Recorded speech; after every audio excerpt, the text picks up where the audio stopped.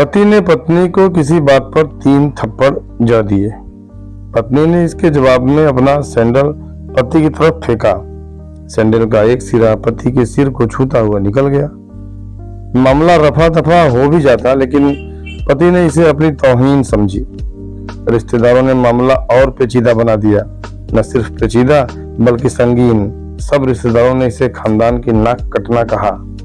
यह भी कहा कि पति को सैंडल मारने वाली औरत न वफादार होती है न पतिव्रता। लड़के ने लड़की के बारे में और लड़की ने लड़के के बारे में कई असुविधाजनक बातें कही। मुकदमा दर्ज कराया गया। पति ने पत्नी की चरित्रहीनता का तो पत्नी ने दहेज उत्पीड़न का मामला दर्ज कराया। 6 साल तक शादीशुदा जीवन बिताने और एक बच्ची के माता पिता होने के बाद आज दोनों में तलाक हो गया। पति पत्नी के हाथ में तलाक के कागजों की प्रति थी। दोनों चुप थे, दोनों शांत, दोनों निर्विकार। मुकदमा 2 साल तक चला था। अंत में वही हुआ जो सब चाहते थे, यानी तलाक। यह महज इत्तेफाक ही था कि दोनों पक्षों के रिश्तेदार एक ही टी स्टॉल पर बैठे, कोल्ड ड्रिंक्स लिया। यह भी महज इत्तेफाक था कि तलाकशुदा पति पत्नी एक ही मेज के आमने सामने जा बैठे। लड़की की बेंच और वो दोनों। कांग्रेचुलेशन, आप जो चाहते थे वही हुआ। स्त्री ने कहा, तुम्हें भी बधाई, तुमने भी तो तलाक देकर जीत हासिल की। पुरुष बोला, तलाक क्या जीत का प्रतीक होता है? स्त्री ने पूछा, तुम बताओ। पुरुष के पूछने पर स्त्री ने जवाब नहीं दिया। वो चुपचाप बैठी रही। फिर बोली, तुमने मुझे चरित्रहीन कहा था।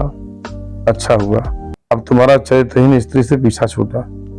वो मेरी गलती थी, मुझे ऐसा नहीं करना चाहिए था। पुरुष बोला, मैंने बहुत मानसिक तनाव झेली है। स्त्री की आवाज सपाट थी, न दुख न गुस्सा।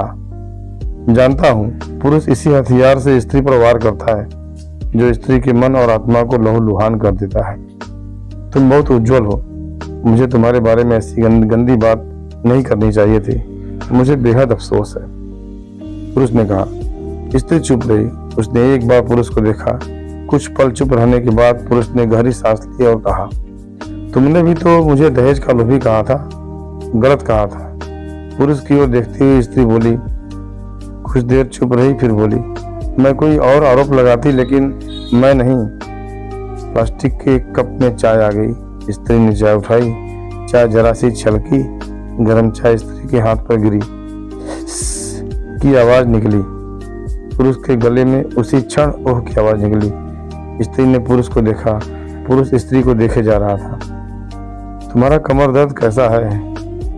ऐसा ही है, कभी ओएरान तो कभी कम विप्लाम। स्त्री ने बात खत्म करनी चाहिए। तुम एक्सरसाइज भी तो नहीं करती, पुरुष ने कहा। तो स्त्री फीकी हंसी हंस दी। तुम्हारे अस्थमा की क्या कंडीशन है? फिर अटैक तो नहीं पड़े? स्त्री ने पूछा। अस्थमा? डॉक्टर सुई ने स्टेन मेंटल स्ट्रेस कम करने को कहा है, पुरुष ने जानकारी दी। स्त्री ने पुरुष को देखा। देखती रही एकटक, जैसे पुरुष के चेहरे पर छपे तनाव को पढ़ रही हो। इनहेलर तो लेते रहते हो ना? स्त्री ने पुरुष के चेहरे से नजरें हटाई और पूछा। हाँ, लेता रहता हूँ, आज लाना याद नहीं रहा, पुरुष ने कहा। तभी आज तुम्हारी सांस उखड़ी उखड़ी सी है, स्त्री ने हमदर्द लहजे में कहा। हाँ, कुछ इस वजह से और कुछ, पुरुष कहते कहते रुक गया। कुछ तनाव के कारण, स्त्री ने बात पूरी की। पुरुष कुछ सोचता रहा, फिर बोला, तुम्हें 4 लाख रुपए देने हैं ना, और 6,000 रुपये महीना भी? हाँ। फिर स्त्री ने पूछा, वसुंधरा वाले फ्लैट की कीमत तो 20 लाख रुपए होगी, मुझे सिर्फ 4 लाख रुपए चाहिए। स्त्री ने स्पष्ट किया। बिटिया बड़ी होगी, 100 खर्च होते हैं, पुरुष ने कहा।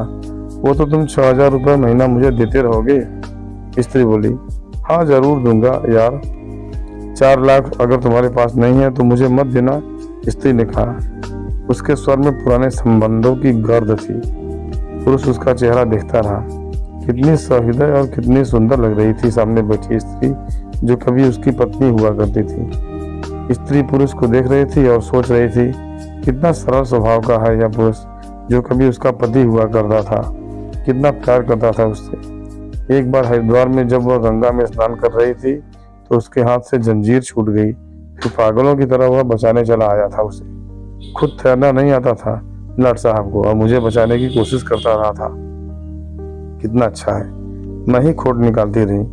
पुरुष एकटक स्त्री को देख रहा था और सोच रहा था कितना ध्यान रखती थी। स्टीम के लिए पानी उबाल कर जग में डाल देती थी। उसके लिए हमेशा इनहेलर खरीद कर लाती। सेरेटाइड एक्यूहेलर बहुत महंगा था।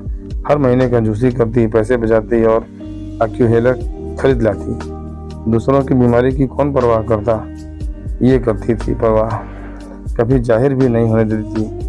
कितनी संवेदना थी इसमें। मैं अपनी मर्दानगी के नशे में रहा। काश जो मैं इसके जज्बे को समझ पाता। दोनों चुप थे, बेहद चुप, दुनिया भर की आवाज़ों से मुक्त होकर खामोश।